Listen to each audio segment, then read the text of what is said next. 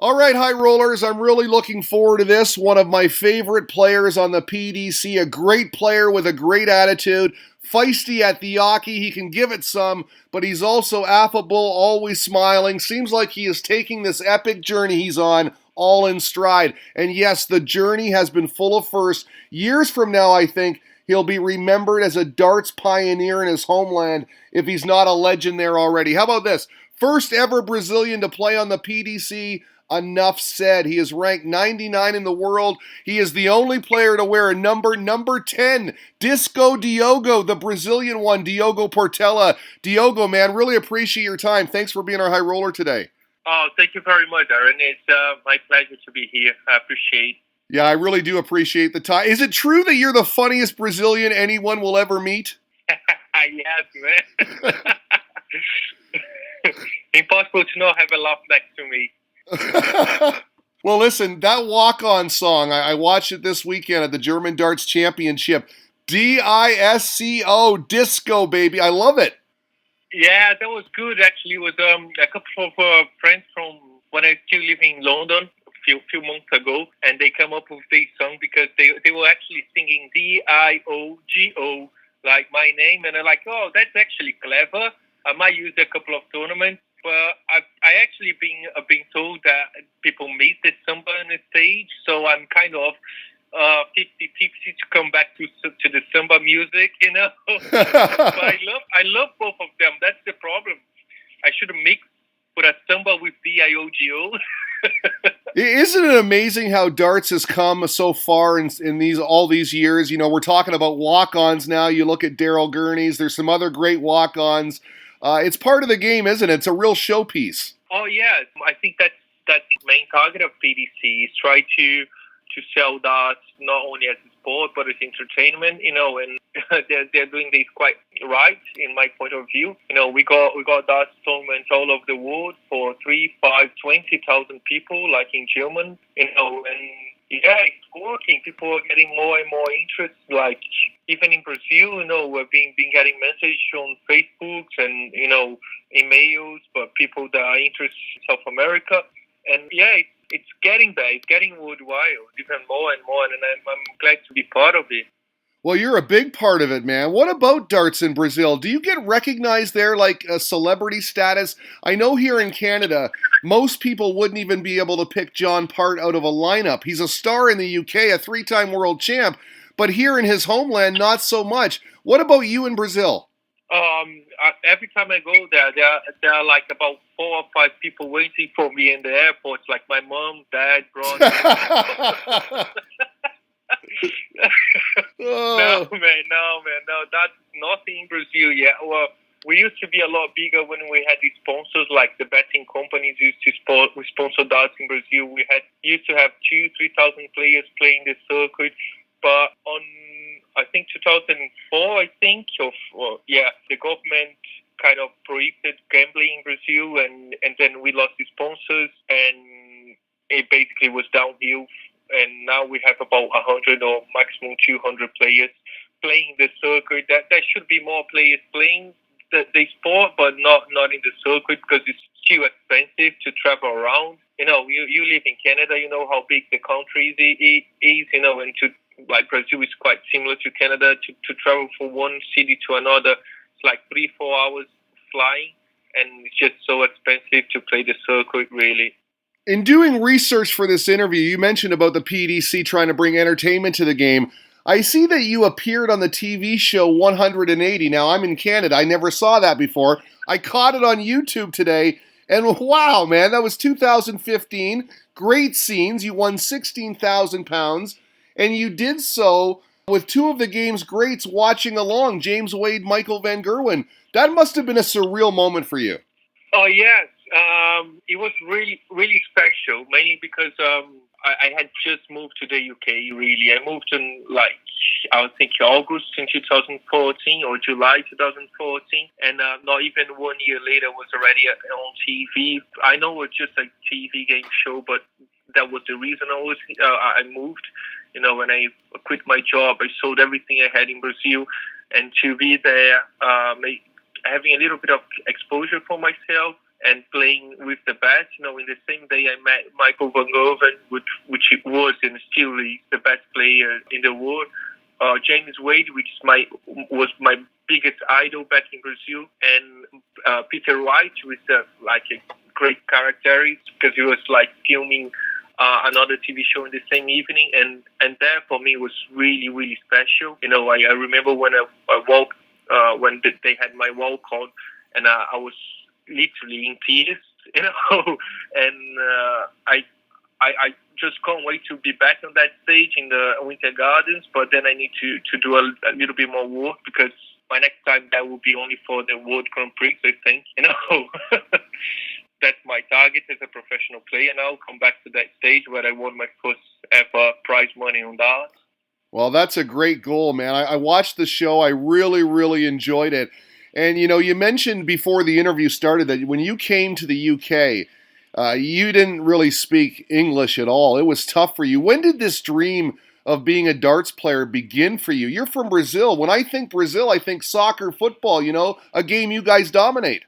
Yeah, well, I used to play soccer. I used to be very good, but I think when I was at that age you either become a professional or you give up and go to university. I had a big ankle injury, which took me out of the pitches for like eight months, I think, and then I decided to go to university. Yeah, I think after the uni, all started because my dad used to play back in Brazil. He used to be one of the top 2 players of all time in Brazil, and I kind of didn't have much time with my dad when I was young, and I decided to play darts just to actually have one weekend per month with him. That was actually my goal, was not to become a professional dart player.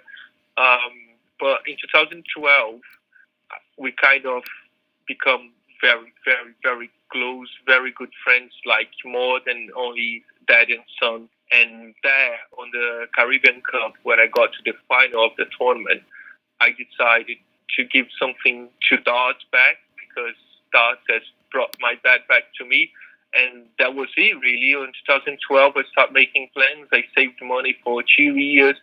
In between this time, I met my wife. We got married, and she was completely understandable with me, with my situation, and she really wanted to give it a go as well.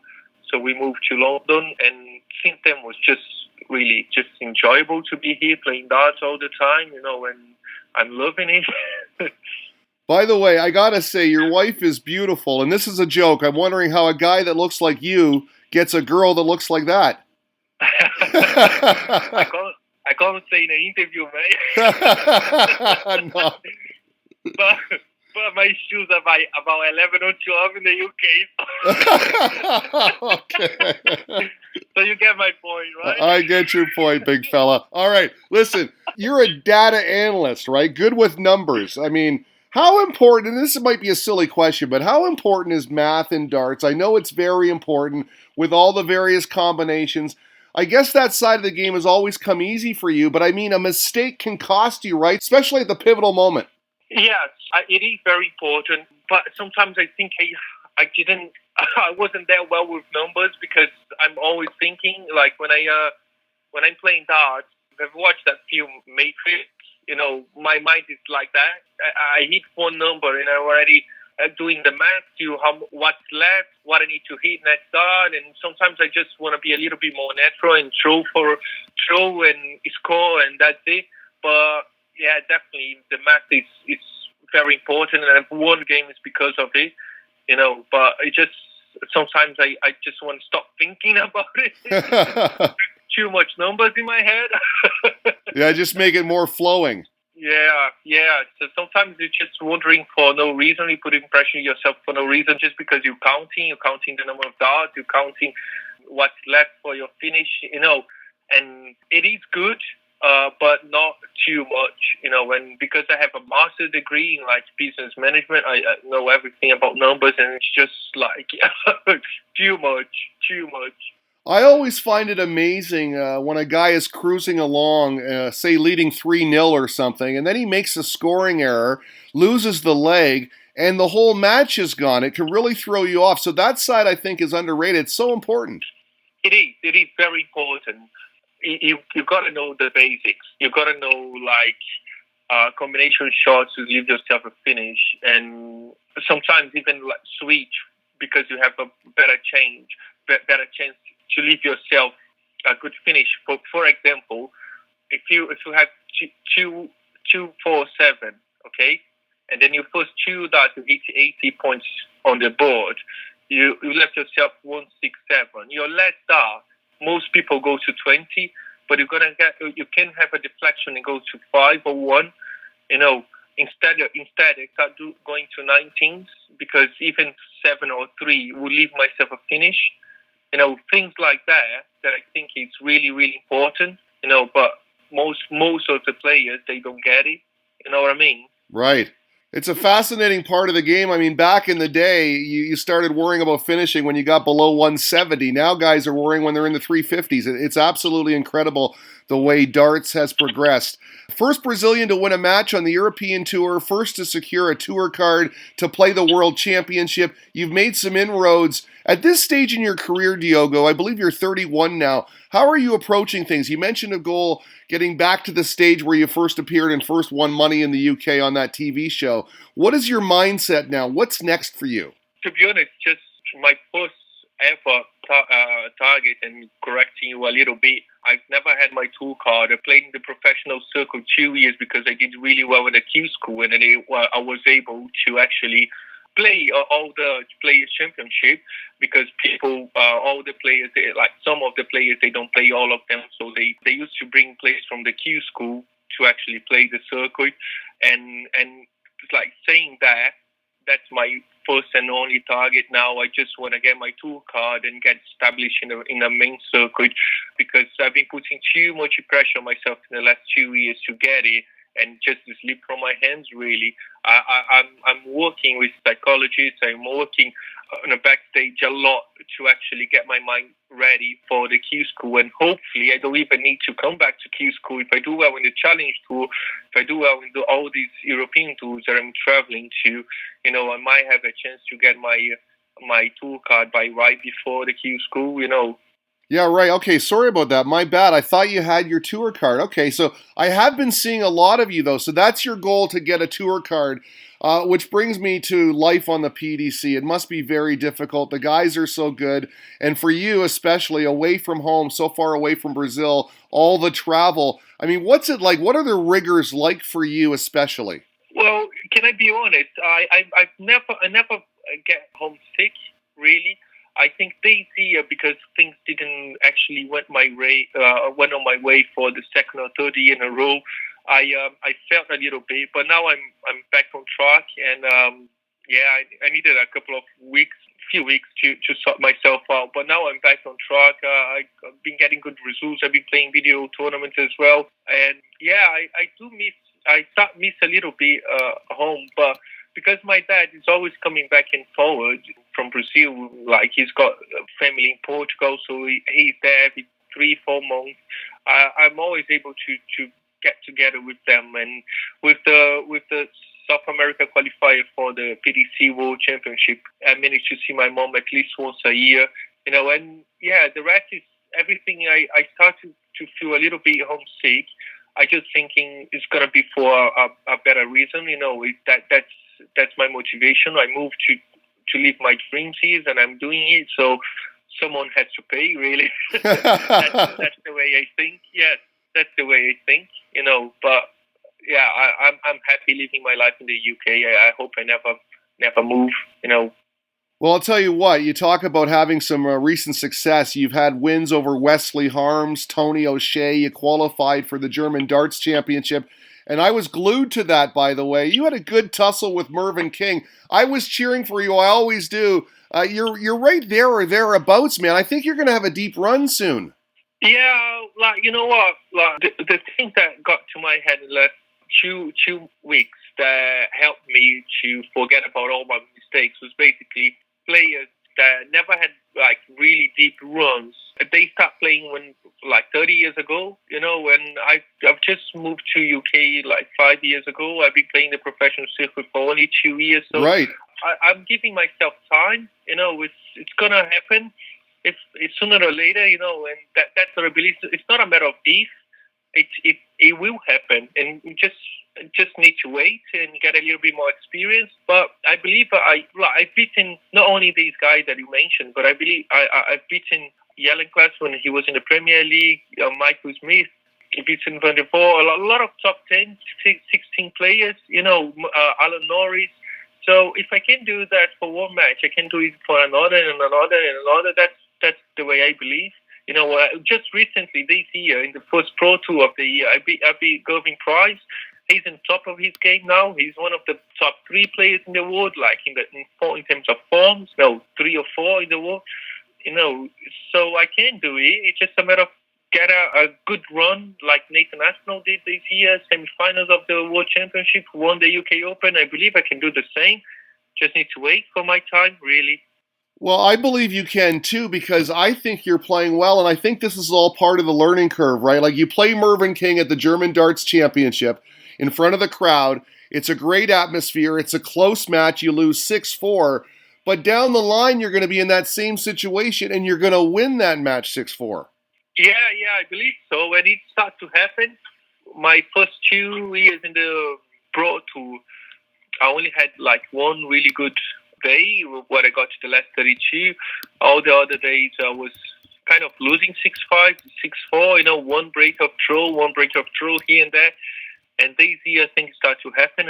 I'm winning these games.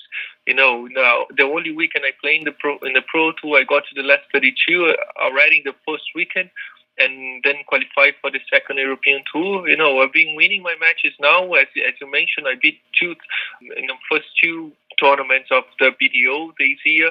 Scottish Open, I beat Jim Williams, where was the number 1 in the BDO, and then the weekend after, the next month, I beat Wesley Holmes, which in that time was the number 1 of the BDO. So I believe I'm getting the results now. We're just not waiting for deep run and get the ranking points that I need to be in the top 64 or the PDC.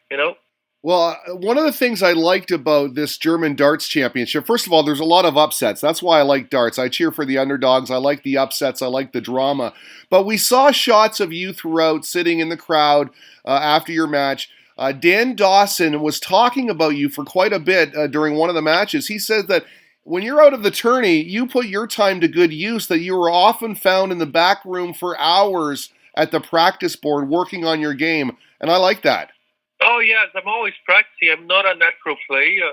Although a lot of players like that, my friends, they look at me like, oh, your throw is so natural. And like, it's not. In my head, I'm doing like 1,500 movements.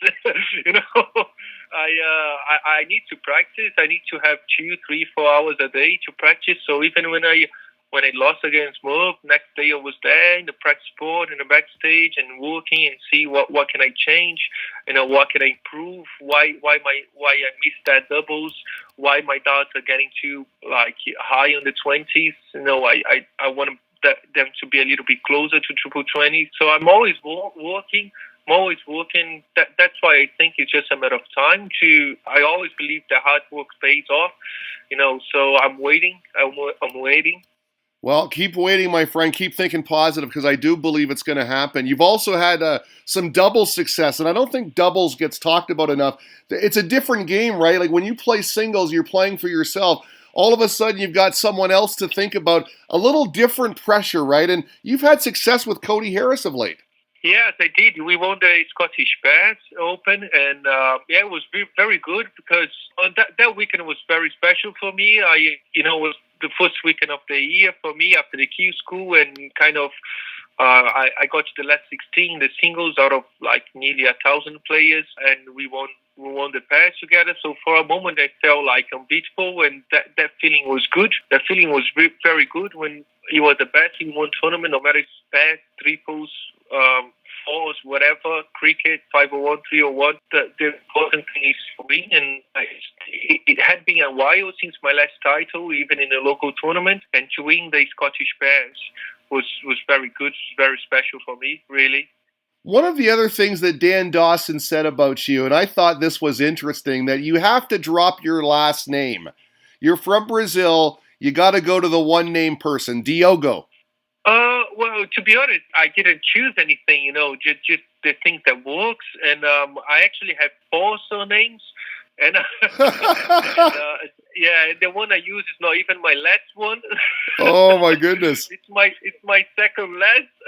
Uh, Just because family thing, all my family was like that, and I kind of got the Portela through my family. But it's not my last name. But if they want to do it, just Diogo. I do Diogo all the time. I don't mind. I'm not really. I don't really care about my name or what they're going to introduce me. If they want to call me just Diogo or just Brazilian, so just Portela, as long as I'm there playing darts, I'm happy. well, we talked about the walk on, how that's part of darts. The dart shirt is also part of darts, and I got to believe yours is one of the best. It's got to be right up there. It's a nice one. Oh, thank you very much. Appreciate it. I don't like a lot of details on the show, so I always try to keep it plain, as plain as possible. But the one I had before with just the number 10 in the back, I've heard some complaints about players because I don't know if you know, but when you play the Pro Tour or when you're watching a TV, even when you're in the audience, you can't actually go to a tournament wearing a shirt, a football shirt or a soccer shirt. And they were complaining because, like, my shirts looked like a football shirt. So I decided to change and put the ten just highlighted on my name. It's Diogo in the back, and then that I added a little bit more of details in my shirt. But I think the company that does my shirt now, Akuma Sports, they came up with this new design of the shirts, and I loved it. It's just a little bit more than before in terms of details, but it was not too much. It's not too busy. I really, really like it. And yeah, I'm happy. I've got two models now, and I'm gonna just alternate between the tournaments. You are represented by the Sportsman Management Company. I noticed your picture is not on their Twitter banner. We have to get that sorted out because I gotta feel you're one of their most popular players. You seem to be a big hit on Twitter. You have a ton of support. I said off the top that you're one of my favorites, and I gotta believe that I'm not alone. A lot of people are out there pulling for you.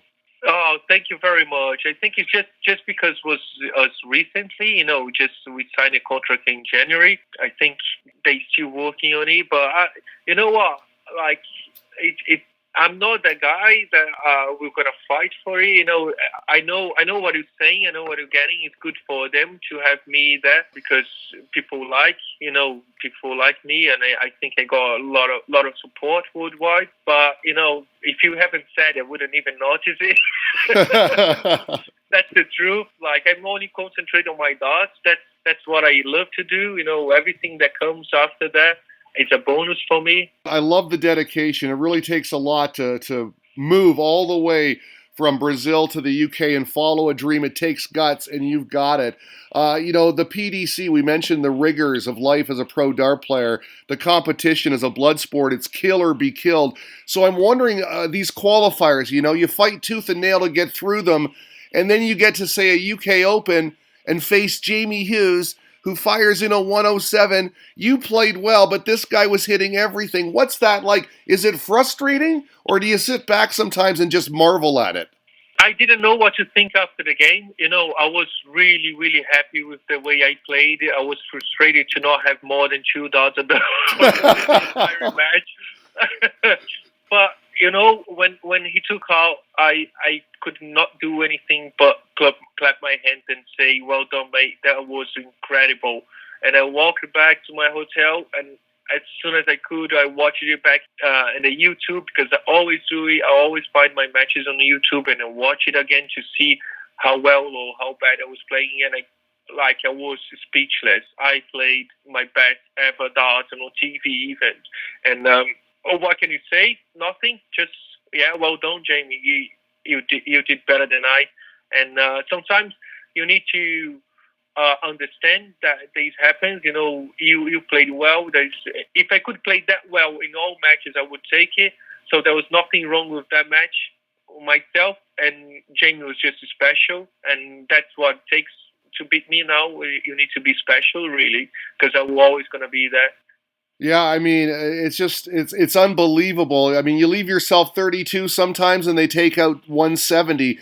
There's nothing you can do about it. I said earlier, it's part of the learning curve, and I think you keep playing like that, you keep getting involved in those sorts of situations against those types of players, it's going to pay off down the road. Another part of the learning curve, a special place, is the alley pally. Just a few more questions, Diogo. I know I said 15 minutes, we're a bit over, but I appreciate your time. A special place for dart players, right? The Alley Pally. You've been there a couple years running. What's your thoughts on that World Championship and the atmosphere and playing in front of that crowd? It is massive. It is very, very special. Sometimes pop over on my Facebook. I think that I posted like 10 years ago, and one of them was the World Championship picture. Like one day I'll be there. And now I look back, I've been there 2 times, and how many times can I be there more? I can't wait. I can't wait to be back. I can't wait to play there. I can't wait to have my first win over there. Last year was just, and well, you were leading. You were leading 2-0, and man, Ron Muhlenkamp came back on you. Credit to him, but that must have been frustrating. He was, but like James Hughes, he was, but he wasn't. I wasn't playing well at that time, and I played one of my best games on the stage. And what he had to do to beat me, to come back on that match, was special. And if he did it, I just can say, well done, mate. You did something special to beat me. And that was it. The third set was clinical. He had 114, 115 average on that set, and that changes everything because he broke my throw. He was throwing the next set, and he held it. So in the last set, it was basically, okay, I was 2-0 up, now I'm 2-0. I need to hold my throw, and the pressure is different. So he applied the pressure on the right time, and that's it. Ron is one of my best friends in the tour. We have laughed about it. We were like having a lot of fun, of that game. He was having a fun of me of that game this weekend in the Euro Tour. But I think that one day I'll come back to him. One day I'll come back to him. One day it'll come back. What goes around comes around, my friend. Lastly, we talked about Brazil right off the top. The World Cup of Darts. And you want to talk about drama, excitement, absolute scintillating scenes. What a time for you. I watched that Bruno match when you partnered with Bruno, and man, oh man, we had scenes, man. That was exciting. Yeah, that was good, wasn't it? And Bruno is one of my best friends in darts in Brazil. He used to play with my dad when I was a kid. Yeah, it was just starting. Yeah, we got a lot of synergy, between us, and it kind of helped in this stage. It was very emotional for both of us, and it was like a dream. It was the first time I played with him in Paris, I think, and to win the first match as we did the year before, with a little bit more comfortable. I think it was 5-1, 6-5-2, whatever in the scoring line, and he took out every single double. Was very, very good, very special. I'm happy for him to play well on this stage and when he needed to, You mentioned James Wade being one of your idols.